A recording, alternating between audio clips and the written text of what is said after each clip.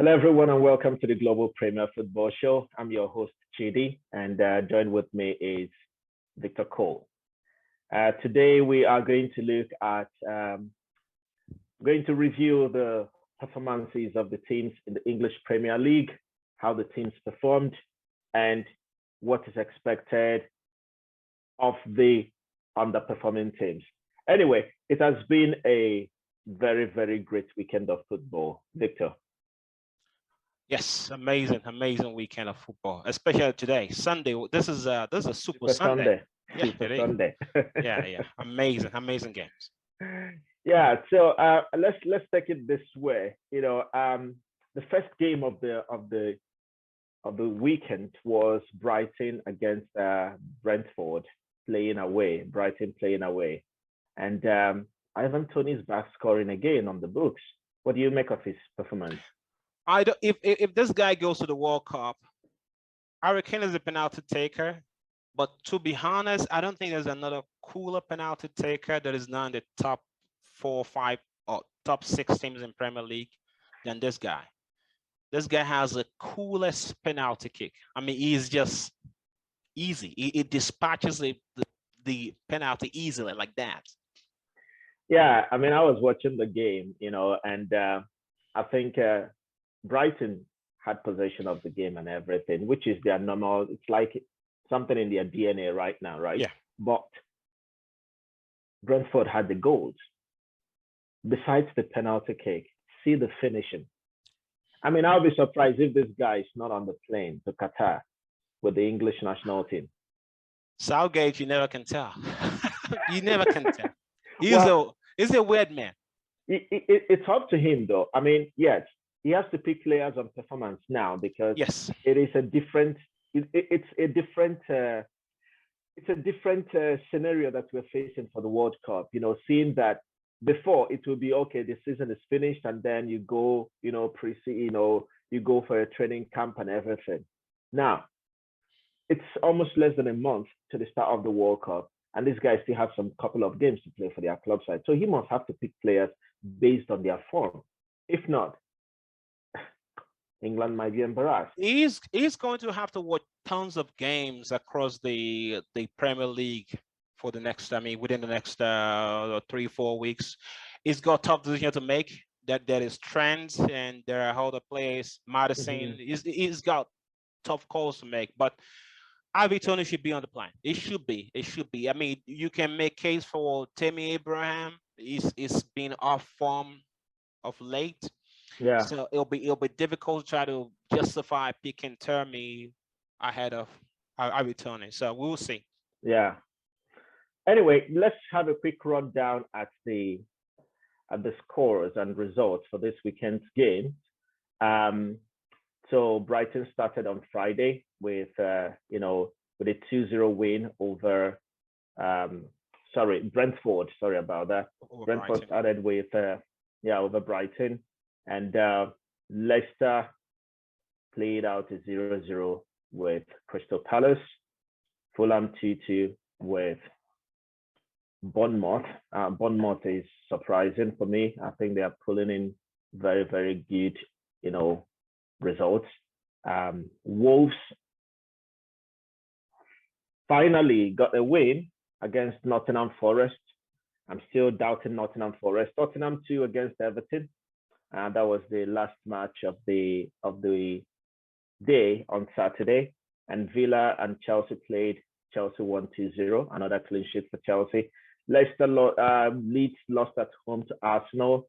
Man United played out 0-0 with Newcastle. And what's that called again? Southampton 1-1 with West Ham. And the match of the day, Liverpool 1 and Manchester City 0. So let's take it right from here. What do you make of, we're going to look at this in depth, with regards to Leeds and Arsenal. What do you make of Arsenal in their performance so far?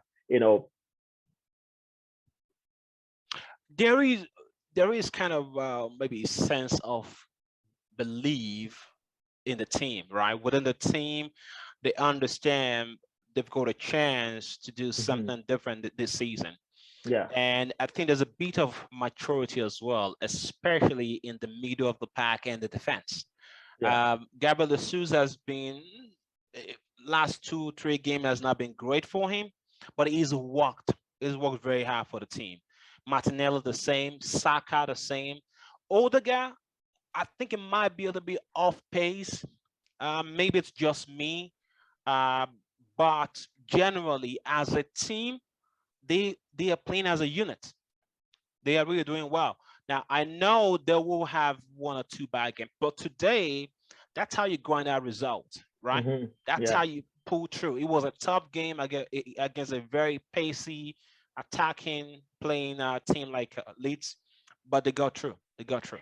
Yeah. Looking at them here, just take a quick look at the statistics. As you said, Arsenal, they are playing very well. They have a characteristics of a Manchester City team with belief, with just the desire to perform and to grind results, no matter what and how they get those results, as long as they bring in the 3 points.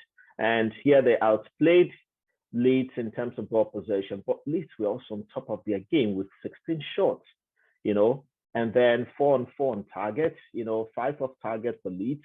So I think Leeds came fighting.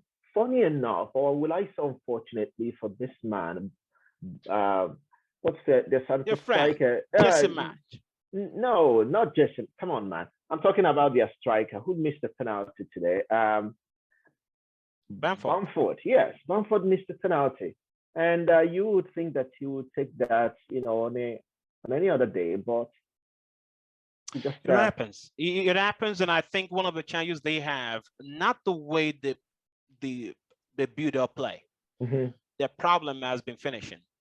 Now yeah, they outrun Chelsea, but ever since that game, they have not been up to it. Now yeah, they would need to get back to whatever they did that day against Chelsea. yeah. They need to get back to it. Quick move, be Yeah. fast. Yeah. Yeah, I mean, you can say that, but remember, Chelsea were underperforming at the time that we played, Leeds. But anyway, it's I think there will not be fighting relegation as was last time out. There But might be. I don't If they continue think to play so. like this, look at the table. I mean, the table it doesn't even look funny, right? Big teams at the bottom of the table. It's Yeah, a crazy season. yeah. I mean, anyway, we'll come back to that. But let's look at the next game here. Tottenham Hotspur played a 2-all. They won. They beat Everton with 2-0. And again, Tottenham are not giving up. I mean, they outplayed Everton in every aspect of the game. Look at ball possession here, 62, 21 shots. And they're fighting hard. They're like keeping their eyes. I mean, we're talking about Arsenal, and we're talking about Manchester City, but no one is talking about Tottenham Hotspur. They're not losing besides the games that they, 1 or 2 games that they've lost so far. But I mean, I think Conte is doing a good job with them. Started with Hugo Lloris back. I mean, his normal back three, which is something I believe that Spurs are getting our understanding. Actually, those players have adjusted quickly to his style of play and his system of play. It was a beautiful game of football. Now, this is how you win something, right? Grind out result. They were actually on the edge until they got a second goal, right? Yeah. Yeah, because Everton started pushing forward. They brought in Rondon. Caroline was there. I think Mope had a terrible game, very terrible game. Yeah. Doherty was, for me, I don't know about everyone else, but for me, he's my man of the match. He did his job effectively and efficiently before it was up. He was everywhere. And those guys, they fall for the team. Now, if you're not the most skillful player on the field or the most talented, you've got to be ready to provide a service, right? You got to be ready to work for the team, and that's what he did on Saturday. It was awesome. Every player in every team, not everyone is the skillful, talented. They are hard workers in the team, their job is just do their job. That's their job. Just do That's your what job. Coleman. That's what Coleman used to be Yes. to his Yeah, team to Everton. I until think now, maybe is it age that is catching up with him? I don't know. perhaps. May I mean I mean also he has suffered some injuries, right? So maybe Yeah. that also affected him. But anyway, Spurs are flying. Everton still struggling to keep up, consistency in winning games and staying out of trouble. I But think defensive wise, Lampard has done fairly well so yeah, far. Um, Again, you don't have to play Michael Kane again, right? mhm, That doesn't give you confidence. yeah, Those two, Tarkowski and Cody at the middle, they're giving the team a lot of courage, right? yeah, So you've got experienced players. They are not the best you can find out there, mhm, but they are very experienced players, and they are giving their service to the team. I just think their problem is the transitioning, how to get the ball to your striker, get the ball in the net, and that's what they need to focus on, getting the goals. Because if you cannot score, your chance of winning is very limited. I think that will happen when they get Calvin Lewin back Back to because full they fitness. need a point man. Mope is like almost a false nine. It's not like that proper number nine that will, that you can And you need space to play. run. And if a team doesn't Yes, afford you space, it's impossible. yeah, you cannot. Anyway, all the best to Everton as they keep on thriving to keep their heads above the relegation waters.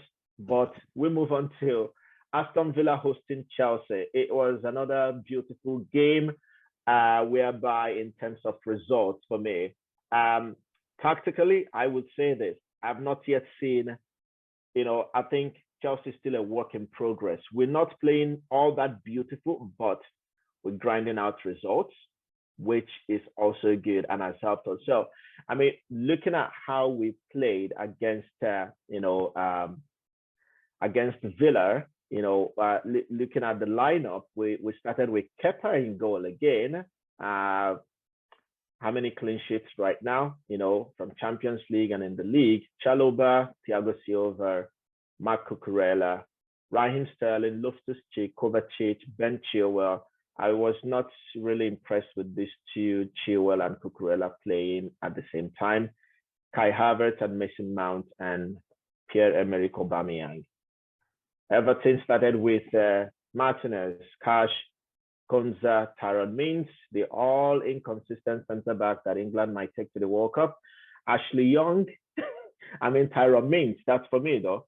Ashley Young, Jacob Ramsey, Douglas Luiz, and John McGinn, Leon Bailey, Danny Ings, Oli Watkins. What do you think of this, with this lineup and the performance of Chelsea, besides the result? Well, just I mentioned Mings. I'll be shocked if Mings makes the team, the team selection for the World Cup. I mean, it's a terrible defender. It is. It is. I think, just like you mentioned, we are not playing that attractive brand of football yet. I know maybe as time goes on, we'll be able to, this is the way Chelsea plays. This is Porter style. But right now, it's doing what Antonio Conte would do, right? Just get the results. And it seems to be working. And we're not just getting results. We pick up a couple of clean sheets. I think Mason Mount was at the right place at the right time for the first goal. Now that's what we want him to do, right? Yeah. We want him to create more chances. We want him to be around the ball, so take his chances. And I think over the last maybe 3 games, it stepped up a little bit. So good for him. Yeah. And long may it continues. Yeah, I hope he continues. I'm sure he's dreaming of Qatar, and because there is a lot of competition as well in his position, so he has to stay on his game. And let's look at the stats here in terms of this game. We had possession, but look at Villa had 10 more shots than we did, had 7 more shots on target, thanks to Kepa Arrizabalaga. No, Kepa Arrizabalaga. And we had, look at the shots off target, blocked shots, corner kicks, they had more. With these numbers, it's as if Villa outplayed us, regardless of our ball possession stats and the percentage that we had. yes, we completed more passes, than they did, but they had more accuracy in long balls, crosses. You know, I think we were outplayed today. especially in the first half, right? Yeah. I think they took advantage of our defense line. Kepa stood up when we needed him the most. Yeah. If they had scored one or two of their chances, they may have killed the game in the first half. Hmm. And I think for me, even though Mason Mount scored 2 goals, I think is probably more relevant than as Mason Mount in that game, because if we had considered, we may have been in a different place. So for me, he is my man of the match. Yeah. Yeah. I agree with you. He is. And I hope he continues that way. And look at that, 8.7 today. Look at his hit map, played 90 minutes, 2 goals. What else do you ask from your midfielder? And can I So mention that yeah. Graham Porter had a lot of balls, for lack of other term, to actually substitute Cucurella and leave Chilwell on the pitch, even though it was on the yellow card. Yeah. Yeah, I mean, I found it strange because I felt maybe because the yellow card is in play, maybe made it this year, because I was expecting a center back to come in for one of them at halftime, which Yeah. happened. But I was thinking Chilwell, not Cucurella. But Yeah, I mean, honestly, I thought for me, I didn't like that Chilwell and Cucurella are playing at the same time, because those areas could be exploited in terms of height, and you cannot fault a player in terms of height if he is, if there's a player of a, taller stature that comes into that area, wins an area ball, and yes, they struggled a lot. Look at Ben yeah, Chilwell, 6.1 rating in this game. So I mean, Raheem Sterling again had some poor performance for me though. Although he keeps working hard, he keeps showing the desire to work actually, hard. I was thinking So every time he's got this fake shots or dummy shots, I was thinking about what you said initially about him, how much touches it takes. I mean, there are yeah. so many. Maybe he could have made different decision.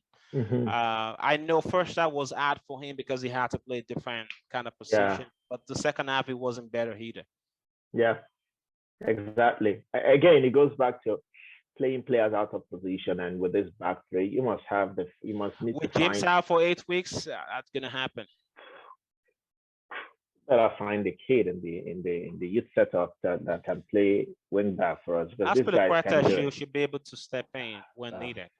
anyway, let's move on. I mean, I hope that Man United is the next one, but no, we're playing midweek, right? Brentford, right? Is it Yeah, Brentford? yeah, we're playing Brentford on Tuesday. So I was on Wednesday, whichever one. We'll see. Anyway, moving on to the next one. I mean, some disappointments for the weekend for me are the following. Leicester again, not picking up points, maximum points. Yes, they picked up a draw against Palace. And then Manchester United playing a barren draw with Newcastle. What do you make of that? I mean, Well, Newcastle, I mean, they're in fine form, I would say. two things I'll say before I jump to Manchester United. Leicester City, I'm glad I didn't wake up for that game. I think I only saw a few minutes of the second half. Tillemans plays as if he wants to be at the World Cup already. And I know it's going to be out of contract at the end of the season, but at least put in some effort. Their manager has tried to turn the book around, Yeah. starting Daka instead of Verdi that he started with at the beginning of the season. Now maybe it makes sense to bring in Vardy when the opposition defenders are getting Yeah. tired. Now it can use this positioning to sneak one in. It Mm-hmm. works. But Daka, Iheanacho, those guys should be playing more regular football, in my opinion. Yeah. But I mean, it's sad to see him in this situation. I hope they get better as the season goes on. Manchester United, I just want to mention what you see today from Manchester United. There's no difference if it's a Mourinho team or Ragnick or Ole. Yeah. I know this guy Ten Hag is a pro from Ajax, is a philosopher that knows so many things about football, understands how the game should be played, but I haven't seen a certain way or pattern of playing in his team since he took over. Now, how long will it take you? How long will it take you? Now, it may just one substitution today. 20 minutes to go. And you took out Ronaldo. Just one sub the entire game. And Ronaldo is a first name. How does that make sense? I mean, Ronaldo was not happy. I saw him when he was subbed, was really, really disappointed. But again, I don't know what he's trying to do. But as you said, I mean, look at the bench. There's not too much depth. Actually, I would say there's no depth. But in the Sancho squad was right now. terrible. Sancho, final third, terrible. Yeah. For example, that last kind of opportunity that Rashford missed. I know Ronaldo may be in the position, he may not, but if it was Ronaldo, yeah, you go. It's a go. It's a go. Yeah, you've got to leave the guy that has the. I mean, you can gamble. You can gamble on the run of Rashford, right? You can do that, but if Anthony's not playing well, it doesn't matter how much you pay for him. If Sancho's not playing well, it doesn't matter how much you pay for him. You know what I would Ronaldo. If I would say this, why don't you remove, for example, I would remove Sancho here and put in what's it called? Rashford on that end. Put Ronaldo there in front. Leave him there. If you're making any subs, make subs on the wings so they can provide whatever service that Ronaldo has. But the funny thing is that these players that are on the wings, they are not good service providers for Ronaldo in the middle. You must have to put something for Ronaldo in the middle to score. Watch him at Juventus. Watch him at Real Madrid. You have to put something. Sancho can't put a cross in with his left foot. It wasn't just him. Fred. I mean, I'm glad it's got 6.4. Fred was a terrible player. I mean, he plays so badly. Like they both. I mean, I don't know what's going on with Man United and their performance, but again, they're just right below there on the table. Fifth, I guess. Newcastle just right under them. So they might take it as they are improving, but this is not the Man United everyone knows. I mean, you cannot get into top 4 on this form. You cannot. All right, moving on. The match of the weekend. What made it a Super Sunday? Liverpool, Manchester City. Starting with lineups, as you will always expect. I think Liverpool made some twists and changes in their lineup with Milner playing as the right back, Joe Gomez, Van Dijk, Robertson. The battle of the Brazilian keepers, the two best goalkeepers in the world, in my opinion, playing out who will be the number 1 spot. Anyway, Alisson is always number 1 for Brazil. Fabinho, Thiago, Javi, Bobby Firmino, Jota, Mo Salah as the point man. These guys played back 3, Ake, Ruben, and Akanji, Phil Foden, Bernardo Silva, Rodri, Cancelo had a very bad day today. I'm sorry for all those. I was about to say that it wasn't just the goal. Yeah. Generally poor game. Passes, the crosses, terrible. Gundogan, Kevin De Bruyne, Haaland. So, in my opinion, Liverpool deserve to win this game. No matter what the statistic will say, and tell me that, yes, we expect Man City to have the ball all the time, create all the chances, but Liverpool, we are working harder than Man City today. And that is what gave. I think Liverpool, we are trying to wash away the shame of what, how their league season has been so far, and it's worked out for them today. Yeah, I think this is their first back-to-back win in the entire season so far, and fantastic result for them over the midweek. And the Champions League, Salah with the quickest hat-trick in the Champions League history. I think they put in a shift. They want to make a point today, and they did. Manchester City player had individual. Manchester City had individual problems. From Foden not releasing the ball quick enough or not taking the shot early enough. From Cancelo making silly mistakes, bad crosses. It was awful today. At some point in time, I started feeling maybe he's got too much confidence. in himself, because there were several times he could have just put the ball through, cross that ball to Haaland. I was screaming, cross the ball, but he wanted to take a dribble in and try to find a way to blast one in. So I think those individual errors and mistakes cost them today.